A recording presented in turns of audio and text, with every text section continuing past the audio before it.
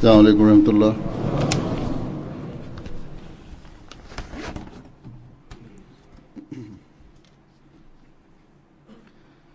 أشهد أن لا إله إلا الله وحده لا شريك له وأشهد أن محمدا عبده ورسوله أما بعد فأعوذ بالله من الشيطان الرجيم بسم الله الرحمن الرحيم الحمد لله رب العالمين الرحمن الرحيم مالك يوم الدين إياك نعبد وإياك نستعين اهدنا الصراط المستقيم صراط الذين أنعمت عليهم غير المغضوب عليهم ولا الضالين.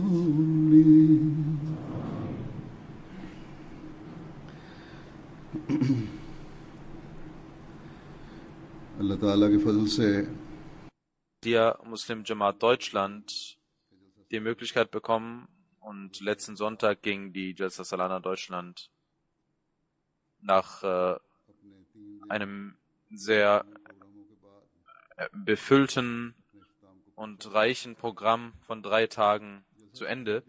Was die Vorbereitung der Jalsa Salana angeht, arbeiten viele Mitarbeiter das ganze Jahr lang für die Jalsa Salana und es gibt hunderte Mitarbeiter, die einige Tage vor der Jalsa Salana dort arbeiten. Und wenn die Jalsa beginnt, dann sieht es so aus, als ob im Handumdrehen alles auch zu Ende gekommen ist. Die 3 Tage gehen zu Ende wie Augenzwinkern. Und vielleicht wissen die Menschen, die draußen in anderen Ländern leben, vielleicht denken sie, dass die Jalsa Salana Deutschland in großen Hallen stattfindet und deswegen man alles vorbereitet bekommt. Was hier getan wird, was müssen hier Mitarbeiter denn machen und gibt es überhaupt Arbeit für sie? Aber trotzdem, obwohl es große Hallen gibt, gibt es solche Arbeiten, die man tun muss und die sehr anstrengend sind. Obwohl die Hallen sehr groß sind, muss man für die Unterkunft, für das Essen, für das Kochen und für das Versorgen mit Essen und für verschiedene andere Arbeiten muss man temporäre Dinge aufsetzen, die außerhalb dieses Komplexes sind und man muss auch Zelte aufstellen und auch innerhalb der Hallen muss man dafür sorgen, dass die Leute sich hinsetzen können, dass das Audio auch ankommt und verschiedene andere Angelegenheiten werden durch Wakari Amal, durch Khudam meistens und auch durch Lajna und Ansar werden diese bewältigt. Während der Jalsa Salana Tage muss man auch kochen und man muss die Leute mit Essen versorgen, man muss für Sauberkeit sorgen, für Parkplätze, für Sicherheit, für das Checken von verschiedenen Leuten, von Gästen, für das Soundsystem, wie ich gesagt habe, MTA. Und das dafür zuständig ist, die Jalsa Salana zu übertragen, aber auch vom Studio aus kommen verschiedene interessante Programme, die ausgestrahlt werden. Alles wird durch Mitarbeiter gemacht, durch Mitarbeiter, Mitarbeiterinnen, junge Menschen, junge Männer, junge Frauen, Kinder, alle sind daran beteiligt und alle Menschen, alle Mitarbeiter und alle, die geholfen haben, sind wert, dass man ihnen Dankbarkeit erweist durch die Gäste, die gekommen sind. Und jeder Ahmadi auf der ganzen Welt sollte ihnen danken, dass Allah durch diejenigen, die dienen, die Möglichkeit gegeben hat, die Jalsa Salana zu hören und zu sehen. Alle Mitarbeiter wir sind verpflichtet, wir sind ihnen gegenüber zum Dank verpflichtet, möge Allah sie belohnen. Auch ich möchte allen Mitarbeitern danken, die die Jalsa Salana in jeder Hinsicht zum Erfolg geführt haben und versucht haben, zum Erfolg zu führen und mit allen ihren Fähigkeiten versucht haben, die Gäste des verheißenen Messias al-Islam zu bedienen.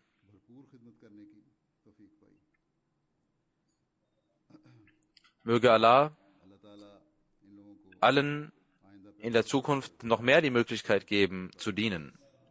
Diese Jalsa Salana ist für unsere Erziehung sehr wichtig. Und diejenigen, die an der Jalsa teilnehmen, werden dadurch erzogen. Und durch MTA werden auch die Menschen, die auf der Welt dieses Programm sehen, auch Nicht-Ahmadis und Nicht-Muslime, Gäste, die die Jalsa Salana besuchen und ebenso die Kontakte, Nicht-Ahmadi-Kontakte von Ahmadis. Und deswegen sehen Sie diese Programme durch MTA. Auch einige Gegner sehen diese Programme, einige Feinde sehen auch diese Programme. Und oft wird diese Jalsa Salana zu einem guten Mittel zum Tabligh für diese Menschen, sowohl diejenigen, die an der Jalsa Salana teilnehmen, als auch die Menschen, die auf der Welt sind. Und viele Ahmadis drücken dies aus, dass ihre Freunde und Bekannte aufgrund der Jalsa Salana eine bessere Bindung mit der Jamaat eingegangen sind und dass sie die Jamaat besser kennengelernt haben. Es gibt auch Menschen, die die Jalsa Salana besuchen, nicht Ahmadis, nicht Muslime. Und aufgrund der Atmosphäre, die dort herrscht, möchten sie Bait machen und treten ein in die Ahmadiyya Muslim Jamaat. Es gibt unzählige Segnungen, die mit der Jalsa Salana einhergehen. Und diese werden ausgedrückt in jedem Land und in jeder Jalsa Salana jedes Landes. In Deutschland, während der Jalsa Salana, wurden auch viele Nicht-Ahmadis oder Nicht-Muslime haben eine gute Auswirkung gehabt und ich möchte einige Ereignisse präsentieren. In der Jalsa Salana Deutschland findet seit 2-3 Jahren auch das Bait statt. Dieses Jahr haben aus 14 Ländern 83 Männer und Frauen am Bait teilgenommen und sind in die Ahmadiyya Muslim Jamaat eingetreten. Einige Menschen, die Bait geleistet haben, wurden während der Jalsa Salana dazu geleitet und aufgrund der Atmosphäre und aufgrund des Umgangs der Ahmadis haben sie zur Ahmadiyyat gefunden, ihre Herzen. Und deswegen haben sie Bait gemacht. Aus Bosnien kam ein Gast, Ibrahimo Sahib. Er sagt, dass die Ahmadiyyat die Wahrheit ist und die dem Koran folgt. Und am meisten hat mich beeindruckt, er schreibt über die Freitagsansprachen und Reden von Huzur. dass dies eine große Auswirkung hatte. Und diese Reden haben meine Fragen beantwortet. Und mein Herz ist voller Ruhe. Und ich habe das Bett gemacht und bin in die Ahmadiyya Muslim Jamaat eingetreten. Und ich möchte nun immer dem Khalifatul Masih gehören. Und ich möchte seine Nähe suchen. Ihre Liebe hat mich zu einem Verrückten gemacht. Ich bin verrückt nach ihrer Liebe. Dann sagt ein Freund, der aus Irak ist, Elias ist sein Name und er ist aus dem Irak, und er sagt, dass durch ein Ahmadi er die Jamaat kennengelernt hat, und er hat mit seiner Familie an 2 arabischen Meetings teilgenommen, und durch einen Imam, durch einen lokalen Murabbi hat er die Jamaat kennengelernt. Und diese Lehren waren für mich sehr neu, aber voller Wahrheit und hatten eine große Auswirkung auf mein Herz. Dann hatte ich die Gelegenheit, die Jalsa Salana zu besuchen, und der Anblick war sehr überraschend. Der Dienstgedanke, die Menschlichkeit, die Brüderlichkeit, dass verschiedene Menschen von verschiedenen Völkern sich versammeln, brüderlich. Und ich denke, außer Ahmadiyyat findet man dies nirgendwo. Er sagt, ich habe überall nur Liebe gespürt und Liebe gesehen, und die Reden des Kalifen sind voller Wahrheit, und ich kann schwören, dass das die schönste Lehre des Islams ist, und ich habe nirgendwo eine solche Lehre gesehen. Und nachdem ich das mit meinen eigenen Augen gesehen habe, habe ich und meine Familie die Möglichkeit gehabt, nicht zu zögern und die Ahmadiyya zu akzeptieren. Und als wir unseren Verwandten auch dies mitteilten, dass wir Ahmadis geworden sind, dann sagten diese, warum habt ihr das uns nicht erzählt? Warum habt ihr uns nicht mitgenommen? Auch wir möchten der Jamaat beitreten, nachdem wir das alles gehört haben. Dann schreibt ein anderer Freund, Salman Sahib, er sagt, dass er die Jamaat durch einen Ahmadi kennengelernt hat, und er ist aufgrund seiner Eigenschaften sehr beeindruckt gewesen, und deswegen nahm er an der Jalsa Salana teil, und nachdem er alles sah, veränderte sich sein Eindruck, und die Jalsa Salana hat ihn sehr beeindruckt. Ich habe niemals im Leben eine solche Versammlung gesehen. Die Menschlichkeit, die Liebe der Leute, die Brüderlichkeit, die Atmosphäre, all das fehlt uns in der Welt, und außer in der Ahmadiyyat sehen wir dies nirgendwo, und deswegen trete ich heute in die Ahmadiyya Muslim Jamaat ein, und er machte das Bett. Diese hohen moralischen Werte sind es, die ein Ahmadi vorweist, und jeder Ahmadi sollte ein Vorbild in dieser Hinsicht sein. Das dient auch dem Tabligh. Ein Gast aus Bosnien, Bayram Sahib, er machte das Bett, und er sagt, er ist zum ersten Mal, hat er an der Jalsa teilgenommen. Er sagt, ich habe die Ahmadiyyat gesehen aus der nächsten Nähe, und ich habe die Jamaat kennengelernt, und dies ist die wahre Jamaat, die dem rechten Weg folgt. Als ich auf der Jalsa Salana die Worte des Kalifen hörte, entschied ich, das Bett an seiner Hand zu machen, und machte das Bett an seiner Hand und schloss mich der Ahmadiyya Muslim Jamaat an. Ich fühle mich sehr glückselig, dass der Kalif der Zeit durch seine Worte mich so nah zu ihm gemacht hat, und ich bin sehr glückselig, dass ich ein Teil der Jamaat bin, und ich verspreche, dass ich diese Botschaft weitertragen werde. Ein Gast aus Belgien, Bario Sahib, er sagt, dass eine solche großartige Versammlung, spirituelle Versammlung es gewesen ist, dass wir, als ob wir uns seit langem schon kennen würden. Ich hatte per Brief schon ein Bett gemacht, aber heute pocht mein Herz so stark, und ich würde allen Muslimen die Botschaft geben, das ist der wahre Islam, und ihr sollt in die Ahmadiyyat eintreten. Es ist für mich unglaublich, dass ich heute vor dem Kalifen stehe und das Bett mache. Seit dem Alter von 14 Jahren weiß ich, dass ich die Ahadis von den Maulvis hörte, dass der Mahdi kommen wird, und heute ist mein Wunsch in Erfüllung gegangen. Ich habe mit meinen Augen alles gesehen. Die Jalsa ist ein Mittel, Tabligh zu machen im Stillen, und die Atmosphäre dient dem Tabligh, die Reden dienen dem Tabligh, und haben eine Auswirkung, eine Wirkung auf die Herzen der Menschen. Jede unserer Taten, nicht nur die Reden, sondern die Taten jedes Ahmadis sollten derart sein, dass die Fremden eine gute Wirkung daraus entnehmen, damit jede unserer Taten zu einem Ruf unseres Herzens wird, zu einem Ruf unserer Lehre wird. Auf der Jalsa Salana kamen verschiedene Gäste aus den europäischen Ländern. Auch sie sind sehr, auch wenn sie die Jamaat nicht akzeptieren, sind sie sehr beeindruckt. Und einige werden zu Botschaftern der Ahmadiyyat und machen Tabligh. Dieses Jahr auf der Jalsa Salana Deutschland kamen verschiedene Delegationen aus Litauen, Mazedonien, Bosnien, Albanien, Rumänien, Kosovo, Bulgarien, Kasachstan, Malta, Belgien, Kroatien und Ungarn. Und diese Delegationen trafen mich. Aus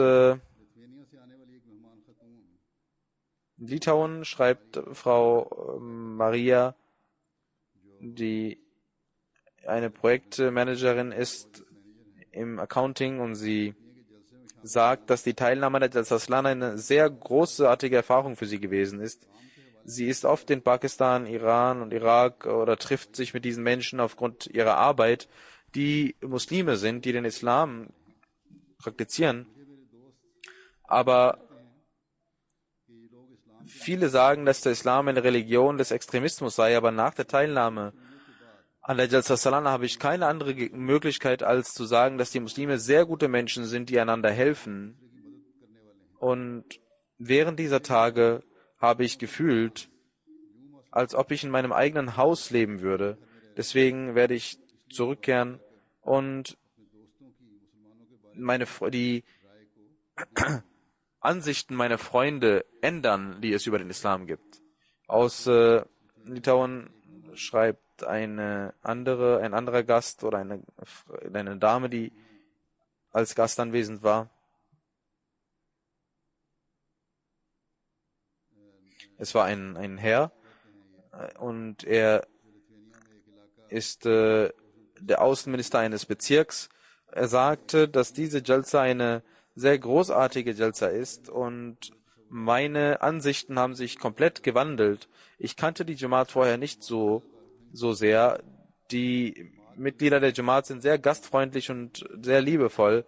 In der Ausstellung habe ich gesehen, die Idee, dass man durch verschiedene Menschen den Koran schreibt, und das fand ich sehr schön. Und auch die Menschen, die versammelt waren aus verschiedenen Ländern, das gefiel mir alles.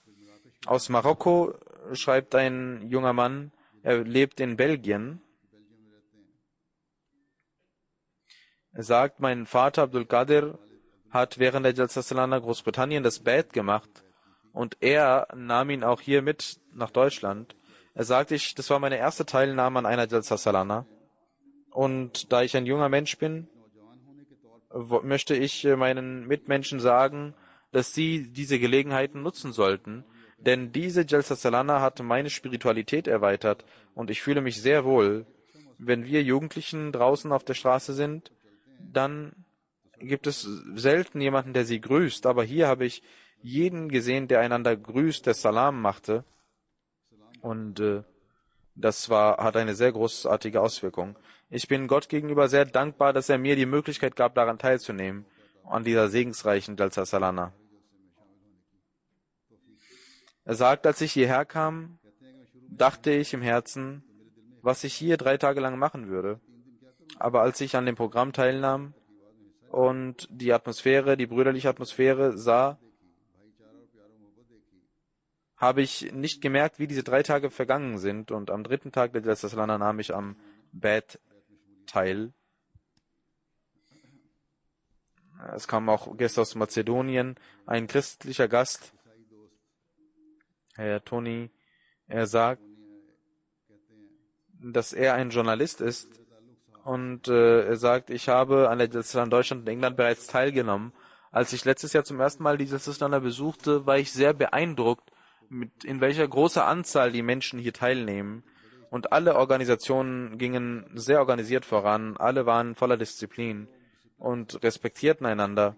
Ich dachte erst, dass all dies zufällig passiert, aber dann realisierte ich es und ich dachte, dass ich in einem Traum bin. Diese Jalsa ist eine großartige Versammlung von Menschen und dann nahm ich an der Jalsa in England teil, in Großbritannien und jetzt bin ich wieder in Deutschland. Und jetzt bin ich voller Überzeugung, dass die Organisation der Jalsa sehr perfekt sind. Ich bin 52 Jahre alt und ich habe noch nie eine solch organisierte Versammlung gesehen. Ich habe keinen Makel in der Organisation gesehen, weder in Großbritannien noch in Deutschland. Normalerweise sind Journalisten sehr kritisch, aber es ist die Schönheit der Ahmadiyyat, dass sie überall die gleiche Art und Weise sehen.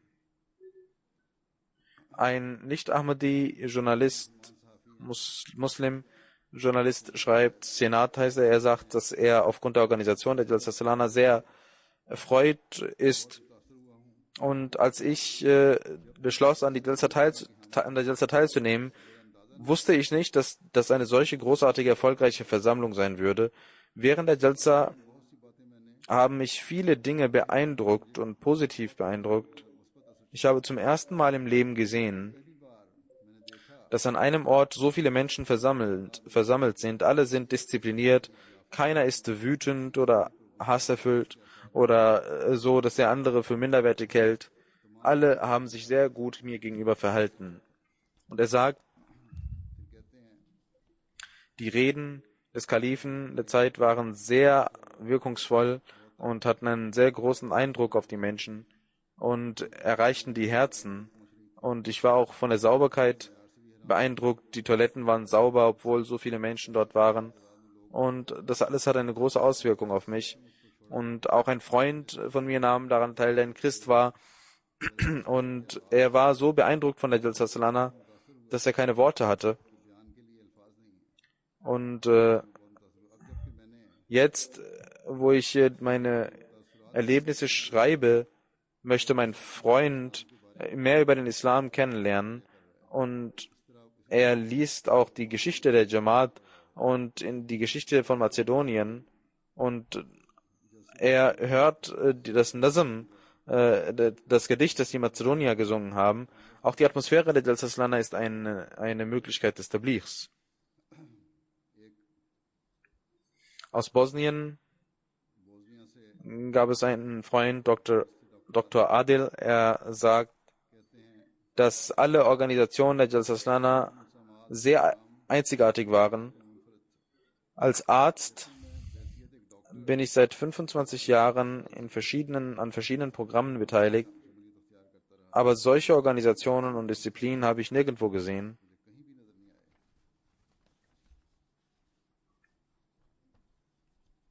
Er sagt, dass die Grundlage des Islams auf Gehorsam und Disziplin ist, und das habe ich hier auch gesehen. Daniel Sahib, ein Gast, sagt, dass diese Jalsa Salana eine Möglichkeit war, tausende Tote zum Leben zu wecken. Und auch ich bin ein spiritueller Toter gewesen, der durch die Teilnahme der Jalsa Salana wieder spirituelles Leben erlangt hat. Er sagt, obwohl ich seit Jahren der Jamaat angehöre, konnte ich diese spirituelle Atmosphäre nicht spüren, die mir diese Jalsa Salana jetzt gab. Und jetzt bin ich wieder spirituell lebendig geworden.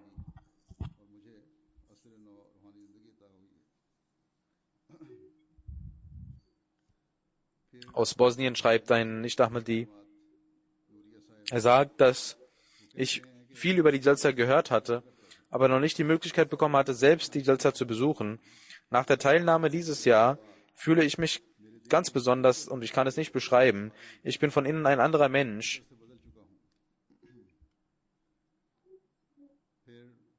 Und schauen Sie, wie die Menschen das prüfen und das alles überprüfen. Und sie wollen wissen, wie die Ahmadis sind. Und sie wollen auch nach Makeln suchen und schauen. Ein Mensch, Amar Sahib, der aus Syrien ist und in Deutschland wohnt, er sagt, ich bin ein Gegner der Jamaat und ich war gekommen, damit ich Mängel sehe und diese verbreite. Ich habe 3 Tage lang mein Handy auf den Tisch gelegt und es wurde nicht gestohlen. Ich habe die Menschen gesehen und beobachtet und ich habe nirgendwo irgendeine Schwäche gesehen. Und jetzt bin ich ganz anderer Meinung gegenüber dieser Jamaat.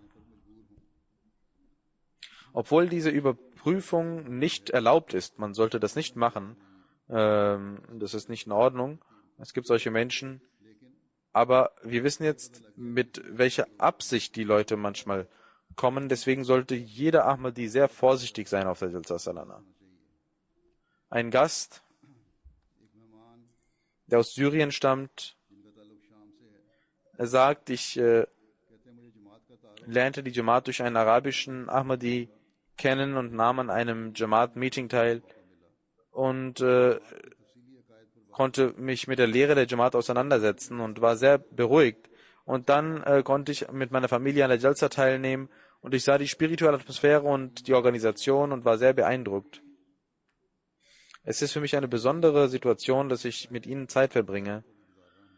Und ich bin aufgrund ihrer Gastfreundschaft und ihrer Brüderlichkeit und aufgrund ihrer Opferbereitschaft für ihre Mitmenschen und Brüder sehr beeindruckt. Die Ahmadiyya Muslim Jamaat ist eine wahre muslimische Gemeinde, die die wahre Lehre und schöne Lehre des Islams präsentiert und zeigt. Es ist unsere Pflicht, dass wir diese verborgene Schönheit ans Tageslicht bringen und anderen Menschen zeigen.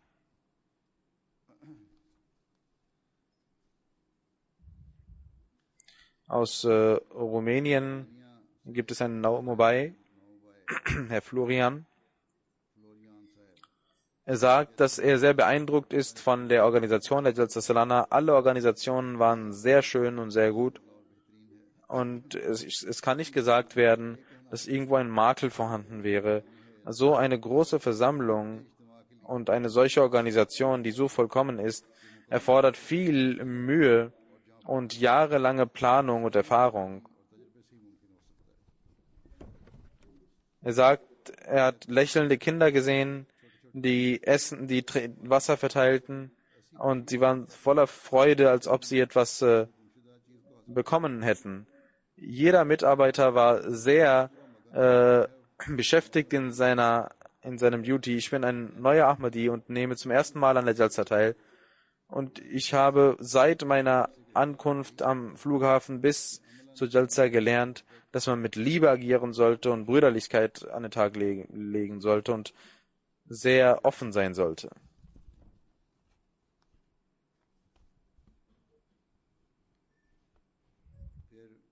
Er nahm auch am Bad teil und er berichtet darüber, dass während des Bads eine großartige Freude am Werk war und ich spürte dies in meinem Herzen.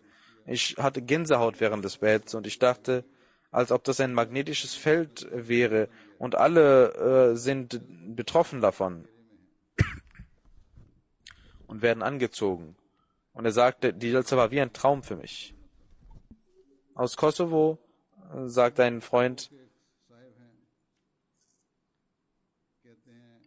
Herr Bayram, ich habe viel über die Jalsa gehört gehabt, aber es ist die Segnung Gottes und ich bin ihm dankbar, dass ich daran teilnehmen konnte und ein Zeuge geworden bin.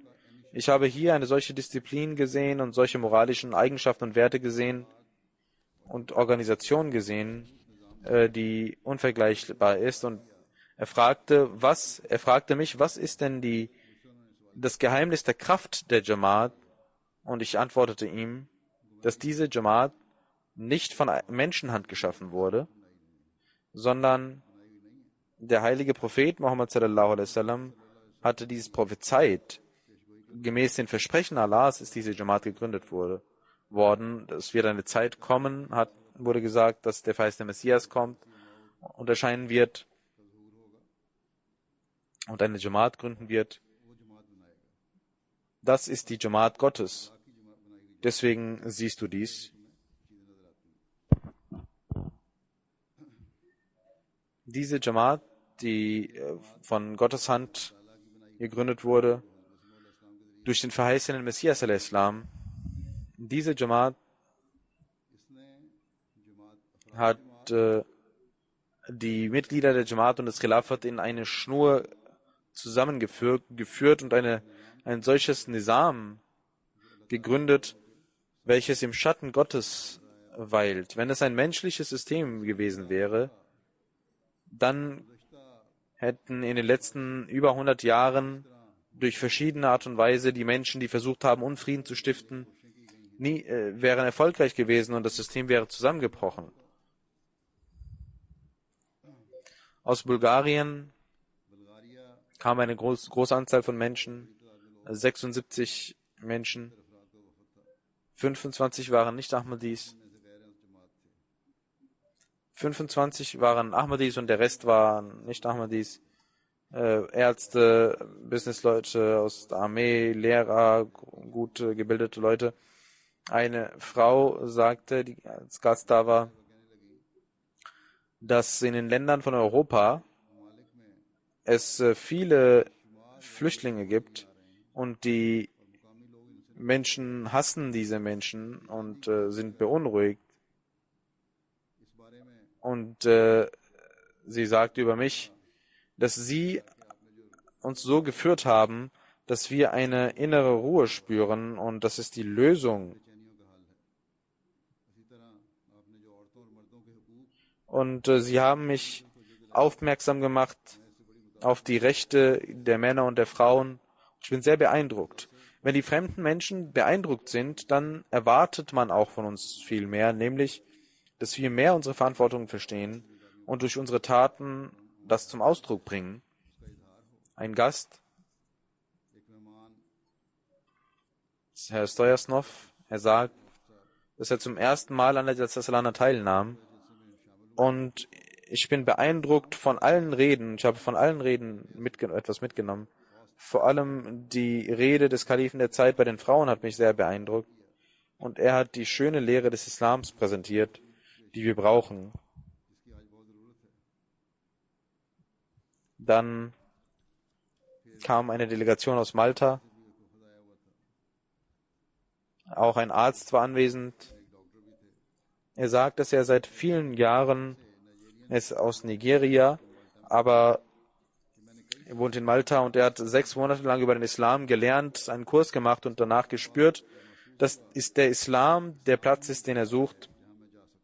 Aber aufgrund der falschen Taten von Muslimen wurde der Islam befleckt. Und deswegen war ich sehr besorgt und enttäuscht. Aber die Ahmadiyya Muslim Jamaat ist die einzige Organisation, die die schöne Lehre des Islams präsentiert und diese befolgt. Die Definition von Dschihad, die die Ahmadiyya Muslim Jamaat macht, wenn alle Muslime diesem folgen würden, dann würde die Welt zu einem friedvollen Ort werden. Und er sagt, dass die Ahmadiyya Muslim Jamaat an Gott als den Herrn der Welten glaubt und nicht sagt, dass nur die Muslime Gott für sich haben. Und das hat mich noch näher an die Jamaat gebracht. Diejenigen, die sagen, dass Gott früher sprach und offenbart und heute nicht spricht, sie machen einen Fehler und die Ahmadiyyat ist die Wahrheit, denn auch heute spricht Allah mit seinen Menschen. Dann sagte er, über den Islam war ich auf der Suche nach Antworten für verschiedene Fragen, deswegen nahm ich an der Jalsa Salana teil und die Teilnahme an der Jalsa Salana und die Reden des Kalifen der Zeit und vor allem die Rede an die Gäste, nicht auch mal die Gäste, ich kann sagen, dass ich die Antworten gefunden habe auf meine Fragen. Und er sagt, dass die Erläuterung von Dschihad, die Ahmadiyya Muslim Jamaat macht, man sollte ein Buch dazu veröffentlichen und an die Muslime schicken. Genauso sollte man den Nicht-Muslimen auch sagen, was der Dschihad denn bedeutet.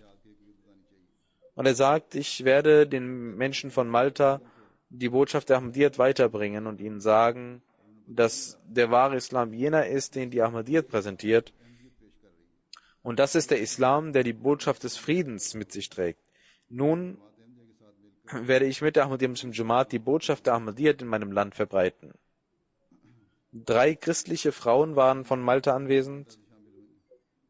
Sie sagten dem Muballigh Silsila, sie verbrachten den zweiten Tag auf der Frauenseite und sagten zu dem Murabbi, Sie haben uns heute die Möglichkeit gegeben, bei den Frauen zu sein, und dort finden wir es viel angenehmer als hier. Und wir konnten mit viel mehr Ruhe und Gelassenheit dort agieren. Mit den Frauen haben wir viel mehr Freiheit genossen und waren selbstbewusster. Und es ist unser Wunsch, dass auch wir die restliche Zeit auf der Jalsa dort verbringen bei den Frauen. Das ist auch eine Lehre für die Ahmadi-Mädchen, die denken oder die im Einfluss solcher Menschen sind, die sagen, dass Männer und Frauen keinen Unterschied haben und gemeinsam bleiben sollten, nicht an einer Stelle sitzen sollten. Und viele Jugendlichen sind vergiftet durch diese Denkweise. Aus Lettland kam ein Anwalt, der zum ersten Mal an der Jalsa teilnahm, und er sagt, dass er die Jamaat nicht so sehr kannte, aber in diesen Tagen über den Islam viel gelernt hat. Und in meinem Leben habe ich solche liebevollen, hilfsbereiten Menschen nirgendwo gesehen. Und ich bin stolz, dass ich an der Jalsa Salana teilnehmen durfte, und ich werde zurückkehren und über mein Leben nachdenken. Eine Frau, die anwesend war als Gast, die sagt, dass sie während der Jalsa Salana auf der Frauenseite über die Frauenrechte und über die Güte des heiligen Propheten sallallahu alaihi wasallam gegenüber Frauen, dass sie sehr beeindruckt war davon und über den Islam viel gelernt hat und jetzt sagen kann, dass wie hoch die Bedeutung der Frau im Islam ist. Sie sagt, dass die Rede auf der Jalsa Salana bei den Frauen sehr schön war, und ich war verwundert, wie der Islam geboten hat, gleiche Rechte geboten hat zwischen Mann und Frau, und der Frau und dem Mann die Rechte gegeben hat. Und nach dieser Rede habe ich viel über dieses Thema gelernt. Aus Belgien sagte ein Nicht-Ahmadi-Gast, der aus Senegal ursprünglich ist,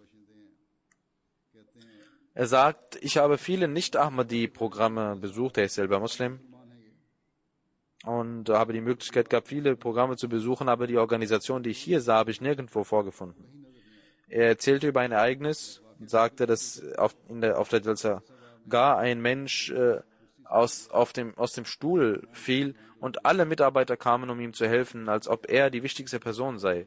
Als ich das sah, dachte ich, dass alle mit Respekt behandelt werden und alle werden gleich behandelt. Und das heutzutage zu beobachten und zu sehen, ist ein Zeugnis dafür, dass dies die Wiederbelebung des Islam ist. Und die Ahmadiyya Muslim Jamaat ist es, die heute die wahre Lehre des Islams wahrhaft praktiziert. Und er sagt, dass ich möchte auch eine andere Sache bezeugen. Heutzutage ist in vielen Ländern von Europa die Polizei anwesend, und die Polizei ist sehr stark anwesend. Aber in diesen 3 Tagen, trotzdem, obwohl 40.000 Menschen hier anwesend waren, habe ich keinen Unfall gesehen und nicht gesehen, dass irgendwas passiert wäre, und keine Polizei habe ich gesehen. Ich weiß nicht einmal, welche Farbe die Polizeiuniform hier trägt, und das zeigt, dass die Ahmadiyyat die wahre Lehre ist und dies auch praktiziert und deswegen eine friedvolle Atmosphäre liefert. Aus Litauen sagt eine Frau, dass in meinem Land Litauen es ein Sprichwort gibt: Du sollst immer lernen, lernen und noch einmal lernen. Sie sagt, ich habe in diesen Tagen über den Islam sehr viel gelernt und gespürt, dass der Islam die Rechte der Menschen insbesondere beachtet, und auch wenn ich zurückkehre, werde ich die Botschaft von Islam Ahmadiyyat anderen Menschen weitergeben. Und ich möchte Ihnen danken, dass nach dieser Jalsa ich in mir eine große Änderung verspüre. meine Gebete und besten Wünsche sind mit ihnen. Und ich möchte noch einmal an der Jilsa Salana teilnehmen. Ein Gast, Herr Heraldo, der ein Accountant ist im Finanzbereich. Und er sagt, ich habe eine Liebe auf der Jilsa Salana gespürt zum Islam. Die Muslime wollen Frieden und nicht Krieg. Und die anderen präsentieren kein schönes Bild des Islams. Das sind egoistische Ziele, die die anderen Muslime haben. Nadim Saib, ein Naumubai Gast, sagt, das war seine dritte Jilsa Salana. Und er redet über die moralischen Eigenschaften und er sagt, dass alle Ahmadis hohe moralischen Werte haben sollten. Nicht nur gegenüber den Naumubaien, sondern auch untereinander sollten wir mit Liebe und Barmherzigkeit leben und die Entfernungen beseitigen. Das hatte ich auch auf der Jilsa Salana gesagt. Er sagt, es war seine dritte Jilsa Salana. Vor 2 Monaten kam ich nach Deutschland, um Arbeit zu suchen. Und eines Tages wollte ich nach Bet Subuh zum Gebet. Mit dem Taxi kam ich dorthin. Und zufällig war das ein Ahmadi, der im Taxi saß. Und der Ahmadi umarmte mich voller Liebe. Und das war eine unglaubliche Liebe. Und ich wusste, dass der verheißene Messias al-Islam in seinen Anhängern solche Liebe sehen wollte. Und das ist ein Beweis dafür. Diese Eindrücke, wie ich gesagt habe, sind durch die Segnungen Gottes, gibt es viele solche Eindrücke. Es ist die Segnung Gottes, dass er unsere Schwächen bedeckt und die Menschen einen guten Eindruck der Jilsa Salana mitnehmen. Aber es gibt auch solche Menschen, die auf Schwächen hingewiesen haben und diese gekennzeichnet haben. Einige Gäste haben gesagt, dass die Übersetzungsabteilung und die Geräte, die für die Übersetzung, dass sie nicht so gut waren. Und manchmal wurde während der Übersetzung viel Lärm tauchte auf und auch andere Sprachen haben sich darin vermischt. Und das habe ich auch selber gespürt. Ich hörte Deutsch und während einer Sitzung die Deutschen reden und auf der Urdu-Übersetzung kamen auch andere Übersetzungen und es gab große Störungen. Die Organisatoren sollten sich hier kümmern. Hier sollten sie nicht Geld sparen, sondern ein gutes System auf die Beine stellen und gute Übersetzungsgeräte zur Verfügung stellen. Eine Nicht-Ahmadi-Frau aus Mazedonien hatte auch gesagt, dass es zwar nicht so erwähnenswert ist, aber sie sagt, dass sie es trotzdem tut. Sie sagt, dass sie ein Essen bekommen hat, was wir nicht essen können und deswegen auch krank wurden. Und eine Frau sagt, dass unser Essen auch solche Gewürze enthielt, dass wir das nicht essen konnten. Für die Gäste sollten die Organisatoren gutes Essen zubereiten. Die Anzahl ist nicht so hoch, dass sie das nicht organisieren können. Und wir denken, dass wir Nudeln gekocht haben und deswegen alle das essen können. Aber nicht alle können diese Nudeln essen. Und es gibt Menschen aus verschiedenen Gegenden, die verschiedene andere Suppen und andere Sachen essen.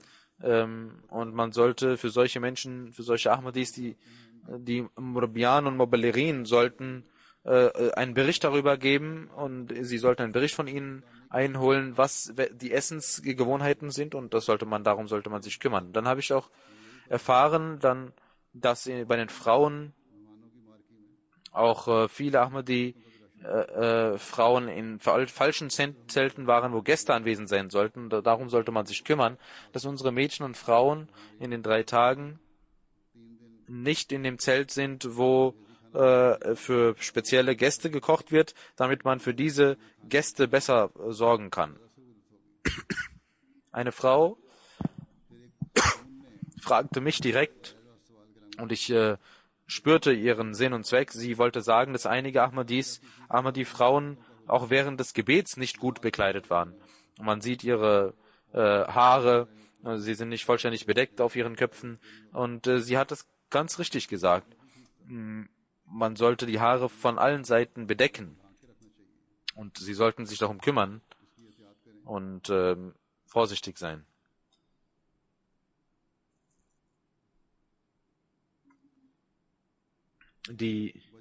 Einige Mütter haben gesagt und mir geschrieben und sich beschwert, auch um gebeten, dass man das verbessern sollte, dass die kleinen Kinder und diejenigen, die viel Lärm machen und die älteren Kinder, dass man da verschiedene Organisationen, verschiedene Systeme haben sollte, denn aufgrund des großen Lärms konnte man viele Reden nicht hören.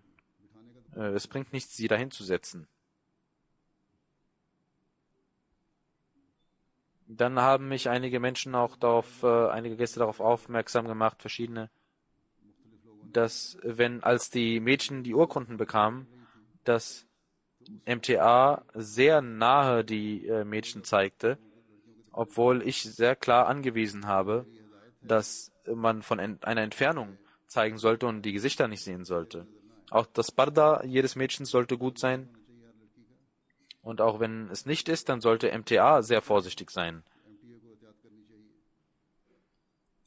Und auch die neuen Mitarbeiterinnen, wenn sie das nicht kennen oder sie nicht richtig trainiert wurden, dann sollte die Abteilung in Zukunft darauf achten, MTA und alle, die dafür zuständig sind, sollten das beachten. Und über die Parda werde ich die Sadrat der Lajna auch später etwas sagen, das brauche ich hier nicht zu erwähnen.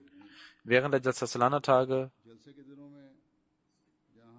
wenn wir von den Segnungen der Jalsa profitieren und uns besser erziehen und ein Mittel zum Tabligh werden, dann sollten wir auch unsere Schwächen versuchen zu beseitigen. Ich brauche nicht jedes Mal alle Schwächen zu nennen, die jedes Mal zu benennen. Aber eine Sache ist klar, dass es viele Schwächen gibt. Kein System ist perfekt und kann vollkommen sein. Wenn wir Gott gegenüber dankbar sind, dass er unsere Schwächen bedeckt hat, sollten wir auch uns selber überprüfen. Auch die Organisation sollte sich überprüfen und die Schwächen kritisch betrachten, diese suchen, wo alles unsere Schwächen waren. Und ich habe bereits gesagt, dass wir ein Redbook machen sollten, wo die Fehler genannt werden und diese sollten dort geschrieben werden. Und in Zukunft sollte man diese vermeiden. So kann man unser System verbessern. Auf Sayyid al-Salana ist es eine Aufgabe, dass er alle seine Abteilungen später ein Meeting mit ihnen macht und sagt, dass sie ihre Schwächen mitbringen sollen und die Schwächen ihrer eigenen Abteilung mitbringen sollen, damit man sich beraten kann und eine bessere Lösung finden kann im nächsten Jahr. Und wenn es von den Menschen Vorschläge gibt oder Dinge, auf die man aufmerksam sein sollte, dann sollte man sofort offenherzig diese Dinge aufnehmen und diese Probleme beseitigen und eine bessere Planung für das nächste Jahr machen. Möge Allah ihnen die Kraft dazu geben, allen die Kraft dazu geben. Während dieses Besuches habe ich auch den Grundstein und die Öffnung verschiedener Moscheen gemacht. Auch das ist ein Mittel zum Tabligh. Die Gäste, die kommen, lernen über den Islam kennen und sammeln Informationen über den Islam. Und es ist für sie ein Grund großer Überraschung, dass sie diese Botschaft des Islams vorher gar nicht kannten. Und auch dazu möchte ich einige Eindrücke nennen. Während einer Moscheeöffnung kam ein spanischer Christ. Er sagt, dass seit einiger Zeit sein Sohn ein Ahmadi war und er sehr besorgt war deswegen. Denn ich bin ein katholischer Christ und ein praktizierender Katholik. Und ich war sehr besorgt und traurig, wo mein Sohn hingegangen ist. Und ich dachte, dass der Islam eine gefährliche Religion ist. Aber heute habe ich ihren Kalifen gesehen und ihm zugehört und habe wahren Frieden erfahren. Und ich bin sehr zufrieden und beruhigt, dass mein Sohn in guten Händen ist. Eine Frau, die anwesend war, sagt,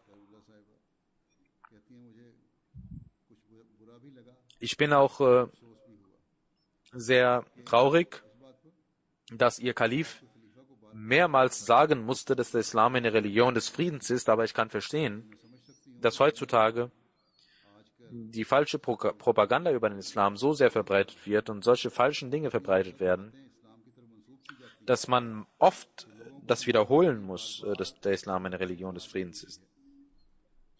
Sie sagt, der Kalif der Zeit hat mit großem Weitblick diese Dinge behandelt, dass der Islam Frieden lehrt.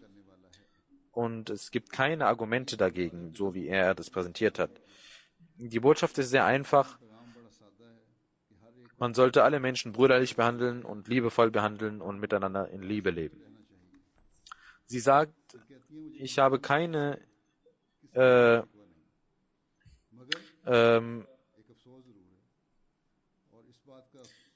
Sorge bezüglich der Ahmadiyya-Moschee, aber ich bin wegen einer Sache verzweifelt, denn die Moschee und die Kirche hat den gleichen Rang, aber trotzdem werden Kirchen in der Stadtmitte gebaut und die Moscheen werden außerhalb der Stadt gebaut. Warum lässt die Stadt nicht die Moscheen in der Stadtmitte bauen? Selbst aus diesen Menschen stehen diese Leute auf, die Feinde waren und die gegen Moscheen waren, und sie möchten aufgrund dieser Veranstaltungen sind sie für Moscheen jetzt und befürworten Moscheen und sagen, dass die Moscheen in der Stadtmitte, im Stadtkern gebaut werden sollten. Ein Bürgermeister sagt an einem Ort, ich dachte, dass ich ihre Jamaat sehr gut kenne, aber heute habe ich über den Islam und vor allem ihre Gefühle des Mitleids für den Islam erfahren und viel gelernt, das, was ich gesagt hatte darüber. Und er sagt, ich bin sehr erfreut darüber, als der Kalif sagte, dass auch der Islam den Schutz der Kirchen lehrt und auch den Schutz anderer Religionsanhänger lehrt. Dann gab es einen Gast, Herr Stephen. Das, was ich gedacht hatte, war ganz anders. Ich weiß nicht, was ich gehofft hatte, aber das war nicht das, was ich erwartet hatte, sondern es war sehr friedvoll, was passiert ist, und der Kalif der Zeit hat über die Rechte von Menschen gesprochen, über den Schutz der Menschen und über die Einhaltung der Rechte. Und heute habe ich die Prinzipien des Islams kennengelernt, und es war sehr schön zu hören, dass der Kalif uns sagte, dass wir unsere Vorzüge in den Vordergrund rücken sollten und die Schwächen sollten wir vernachlässigen bzw. nicht in den Vordergrund rücken. Und ich fand es auch sehr schön, dass er über die islamische Geschichte berichtete und sagte, zeigte, wie der heilige Prophet Muhammad sallallahu alaihi wasallam auswandern musste und trotzdem noch schlecht behandelt wurde. Und ich dachte in dem Moment, als ob er Geheimnisse uns geöffnet hat, die niemand kannte. Eine Frau sagt, dass der Kalif, die Botschaft des Kalifen, die Rede des Kalifen über die Nachbarn so voller schöner Lehre war. Wenn jeder Nachbar die Rechte voneinander einhält, so wie es der Kalif gesagt hat, dann würde die ganze Welt zu einem Ort des Friedens werden. Sie sagt, der Kalif hat auch gesagt, dass man nicht auf seine eigenen Rechte pochen sollte, sondern dass man die Rechte anderer einhalten sollte. Und das ist die Definition von Frieden. Während der Eröffnung der Moschee gab es ein Oberhaupt des Bezirks und einen Landrat. Er sagte, dass die Ahmadi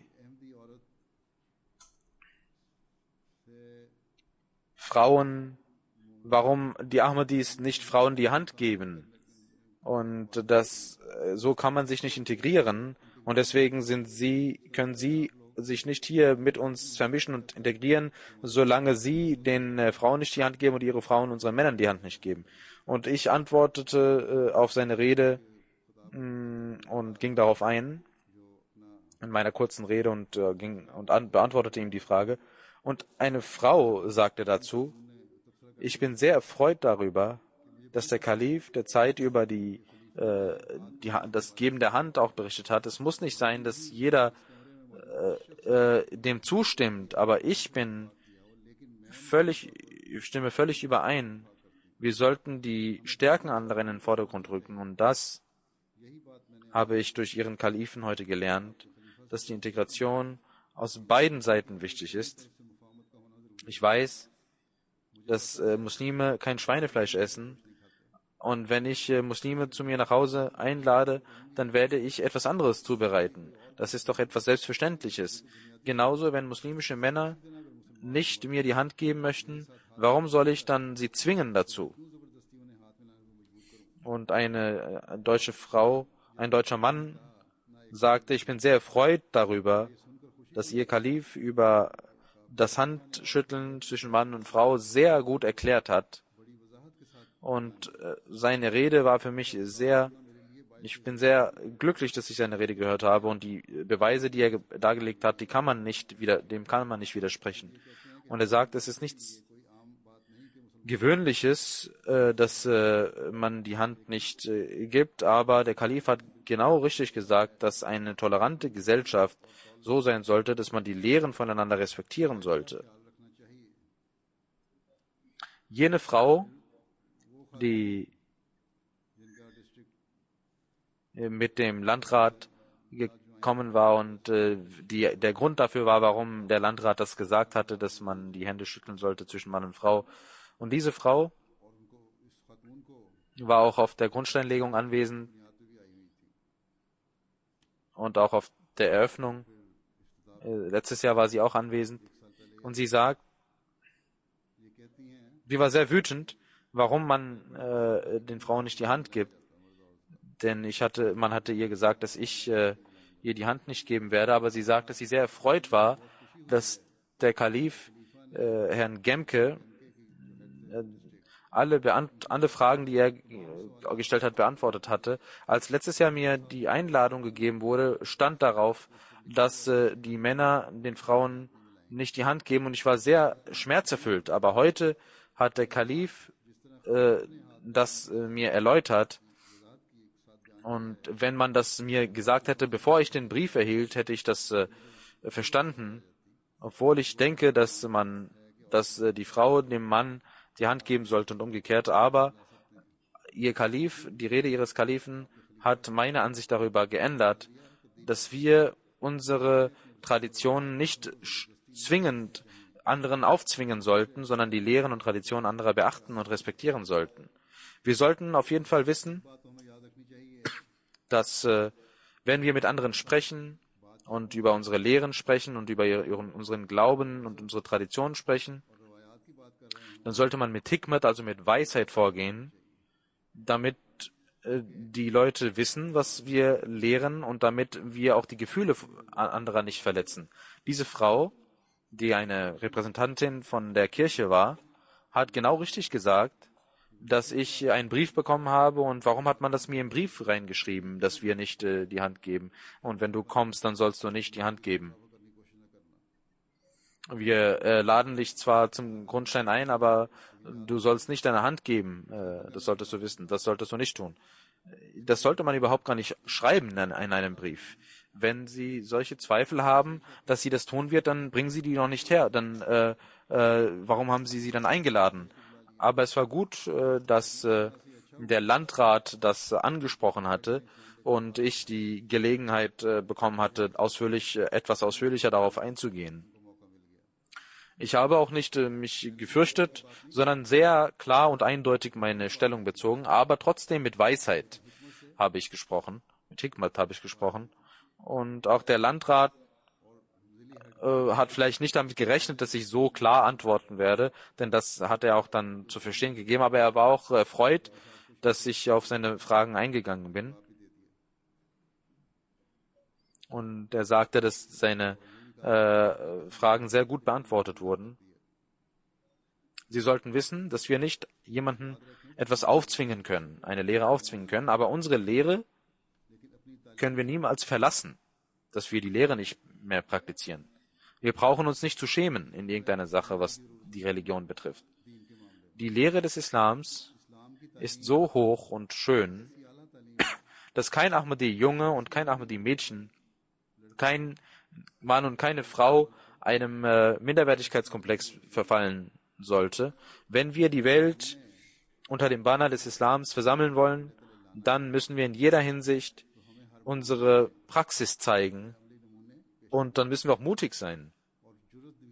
Diese Frau, über die ich gesprochen habe, dass sie während der Einladung diese Botschaft schriftlich erhielt, als sie meine Rede hörte, hat sie auch gesagt, dass ich seit einem Jahr sehr schmerzerfüllt war wegen dieser Sache und ich dachte, dass ich nicht respektvoll behandelt worden bin bei der Grundsteinlegung. Ich bin mit schweren Herzen dorthin gegangen und heute war ich zwar auch da, aber mein Herz war bedrückt. Ich fühlte mich bedrückt, aber heute bin ich aufgrund ihrer Rede mit lächelndem Gesicht gehe ich hier weg und es ist ihr Recht, dass sie die Hand geben oder nicht geben. Viele haben ihre Meinung und ihre Eindrücke dazu gesagt, dass wir jetzt wissen, was wahre Integration bedeutet und dass wir jetzt wissen, was wahres Khilafat bedeutet. Ein Mensch sagte auch, dass es ist eine sehr große Sache und es ist eine Lehre für sie alle, Männer und Frauen. Er sagte, ihr Kalif, ein junger Mann sagte dies, ihr Kalif ist ein weiser Mensch, auch ein älterer Mensch, der seiner Lehre folgt. Aber die Lehre des Islams, ihre Lehre, jetzt werden wir erfahren, ob die Jugendlichen, Männer und Frauen und Jungen und Mädchen dem folgen oder nicht, sagte er. Und ob die Frauen den Männern die Hand nicht geben und die Männer den Frauen die Hand nicht geben und nicht. Das wird man jetzt sehen, sagte er.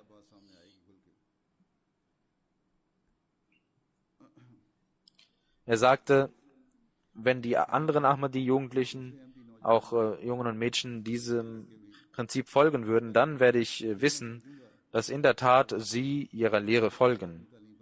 Das ist eine große Herausforderung für die Ahmadis, die hier leben, Mann und Frau.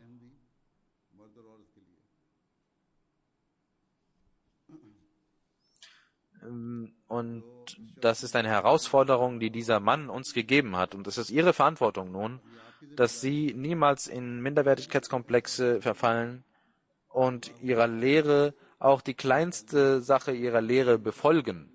Und diesen Menschen sagen, dass auch in Europa wir überhaupt keinen Zweifel über die islamische Lehre haben. Genauso sollen die Mädchen auf ihre Parda und ihre Kleidung achten und ihre Keuschheit und ihre Enthaltsamkeit einhalten und die Lajna Maila soll sich darum kümmern. Genauso soll auch die Khudamul Ahmadiyya auf die Erziehung der Khudam achten. Die Ansarullah soll auch ihren Verantwortungen nachgehen und nicht ihre Verantwortungen vergessen. Alle Tanzims und das Nizam-e-Jamaat sollten für die Mitglieder der Jamaat die Schwächen der Mitglieder beseitigen und Tarbiyat-Programme organisieren und versuchen, beste Resultate dadurch zu erzielen. Und jetzt werden andere auf sie schauen, wie sie agieren. Möge Allah uns allen die Kraft dazu geben und ihnen allen die Kraft dazu geben. Ich möchte auch sagen, dass während der Jalsa und Moschee-Programmen in Medien mehr als 80 Nachrichten veröffentlicht wurden und es wird gesagt, dass die Anzahl der möglichen Zuschauer über 72 Millionen ist. Auf der Jalsa Salana Deutschland gab es 5 Kanäle und viele Radiosender und Fernsehsender haben berichtet. SWR hat berichtet, Baden TV, RTL, ZDF und Albanien Fernsehen hat auch berichtet und auch verschiedene Zeitungen haben berichtet. Und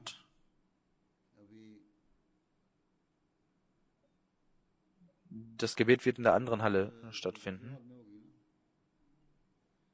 Ich habe hier die Freitagsansprache gehalten und aufgrund des Platzmangels werde ich an einem anderen Ort hinten das Gebet verrichten bei der Rezeption. Sie sollen hier warten, bis ich dort bete. Bleiben Sie hier sitzen und nehmen Sie am Gebet teil. Letztes Mal, als ich hier war, hat die Lajna und Ansarullah dort ein Baitullah Fiat gekauft und dort gab es große Hallen und man konnte dort beten. Aber diesmal hat die Stadt einige Vorwände gehabt und die wurden immer noch nicht gelöst. Deswegen kann man dort nicht beten. Und deswegen konnten heute die Frauen auch nicht hierher kommen zum Freitagsgebet und man hat sie daran gehindert und nur die Männer sind gekommen, obwohl es eine so lange Zeit ist, die hier vergangen ist und das war die Aufgabe von Lajna und Ansarullah, als sie das Gebäude gekauft haben, dass sie auch rechtlich gesehen alle Auflagen erfüllten und schnell das verwertbar machten. Ich weiß nicht, sind die Lajna und die Ansar vielleicht sitzen geblieben und haben gedacht, dass die Stadt zu uns kommen wird und die Hände und uns sagen wird, ihr sollt ihre Aufgaben machen. Nein, sie selber müssen ihre Aufgaben in die Hand nehmen und genauso, wenn Amir Sahib und Jaidad hier involviert sind, Shoba Jaidad, dann hätten sie auch Hilfe leisten sollen und sie sollen sofort Hilfe leisten. Nicht, dass sie jahrelang hier herumsitzen und denken, dass die Stadt zu ihnen kommen wird und ihnen sagen wird, dass sie den Ort verwenden können. Sie sollen diese Schwächen beseitigen und die Verantwortung, die sie haben, sollten sie erfüllen und diesen nachgehen.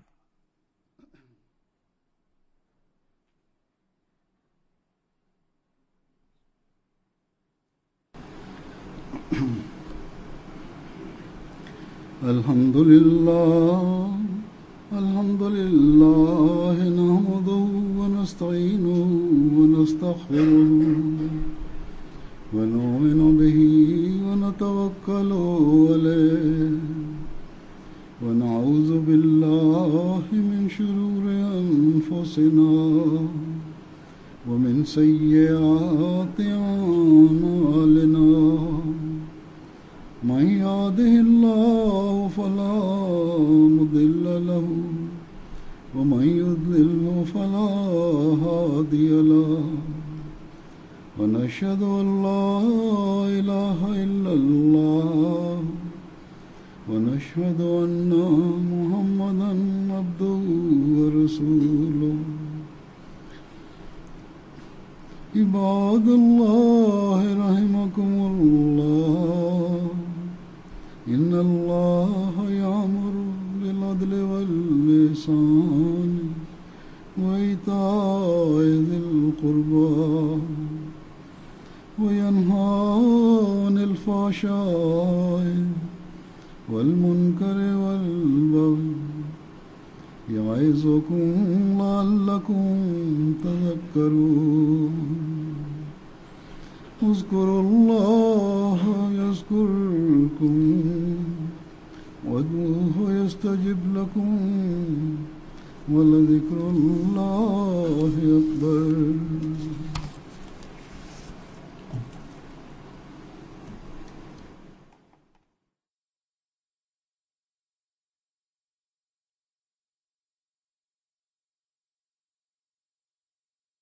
اللهم صل